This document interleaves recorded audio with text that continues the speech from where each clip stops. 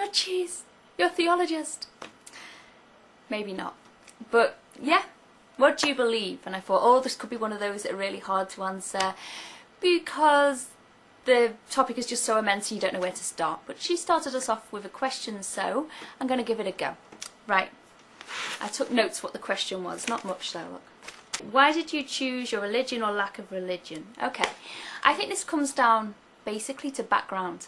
I was brought up in a Catholic family, but in turn my father was a convert to Catholicism, and his father was a vicar in the Church of England. Now, I'm not sure about the divides in America, if there's much of a difference, but Church of England, Protestant, and Catholic in England have quite a bit of a history going back to, you know, Henry VIII and all that kind of thing. So he was rebelling quite a lot by becoming a Catholic monk. In fact, he didn't just convert, you know, he went the whole way over. For various reasons, he left the monastery. He was a priest for a while, but for various reasons he left the monastery, he left the priesthood. Then he married my mother and had 3 children with her. So that is me and my brother and sister. So I was brought up going to church every Sunday. Although my dad stopped being a priest, he didn't stop being Catholic, and he was very much into doing the whole rituals and all that kind of thing. I went to a Catholic school, so basically my upbringing was Catholicism, Christianity. I went to a Catholic school, and we had to do Christian theology basically all the way through my high school. I actually found it quite interesting. I enjoyed the philosophy aspect of it. I enjoyed having the good old arguments, you know, even without being in the pub and getting tanked up on beer. I still enjoyed the arguments about theology and religion. But when I was a teenager, I went through this phase where I was thinking, hey, I don't want to be a hypocrite. Do I actually believe what I'm saying in church? Do I actually believe that the communion I'm taking is the actual body of Christ?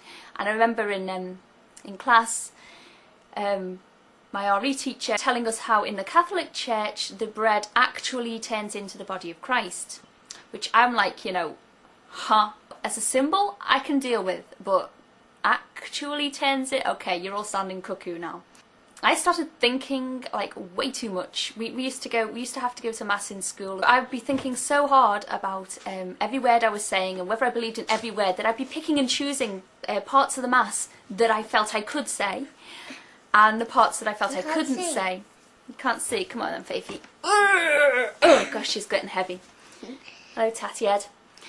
So I'd end up at the end of mass with a complete headache because it got to one point where all I felt I could do was the sign of peace, you know, peace be with you. Yeah, I can go with that. I can believe that. I can mean that. Anyway, the interest in religion carried on. A bit of a curse, I guess. I'd been brought up with it. It was something that went with my mind that I was interested in.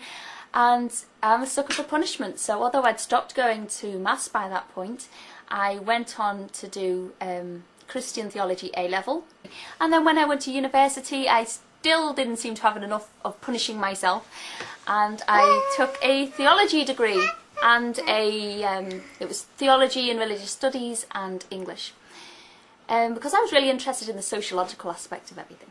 During that time I learned a lot about some other religions, and there were some religions. Is he pulling faces at me? Is he doing stuff? I've got eyes in the back of my head, Callum. I'm a teacher. Ha! So, I can see you. I can't concentrate. Are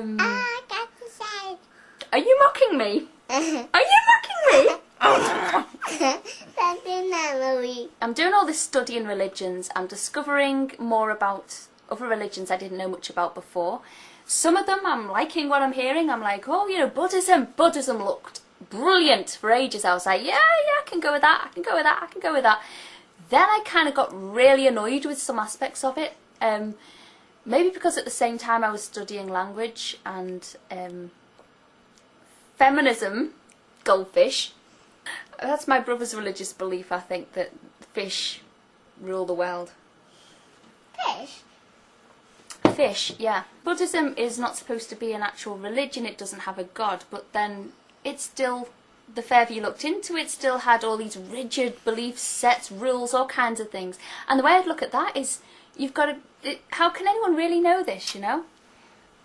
Especially at the same time I was looking at the constructs of society and language and how it always it always favours and supports the power of a certain group, the group that is creating the language, the group that is dominant, whether it be men or white people, two of the biggest groups that are known for that. I was studying the sociological aspect of religion, also studying the beliefs, but when you're studying language at the same time, and feminism, and, you know, black feminism, all kinds of different, you know, groups which have been repressed or oppressed by language and culture over the years, over the centuries, whatever. And it became more and more apparent to me that religion is created and structured under the same rules as society is in that way. And then I'd look at the history of religion and I would see how Christianity has changed over the years, how all the religions have really, and how if you look at them you can see through history and through time what groups were dominant, and you can see the progression of them. I could go into more details, but hey, I've already been interrupted a million times, and this is going to be a bit difficult to keep a thread on anyway. So I was doing all those studies in religion. I still wasn't attending church or anything, but I also was having experiences which to me go beyond the physical kind of thing. I think there is more than one kind of reality. There is a physical reality, but there is also a spiritual reality. So I was having experiences where I could communicate emotionally with people that were close to me, even if they weren't in the same room. A bit like telepathy-ish, like emotional telepathy. And that kind of thing was happening to me, which couldn't really be explained by the physical world as I know it. So basically I've got all the studies I'm doing and my experiences in life and feelings and spirituality going on.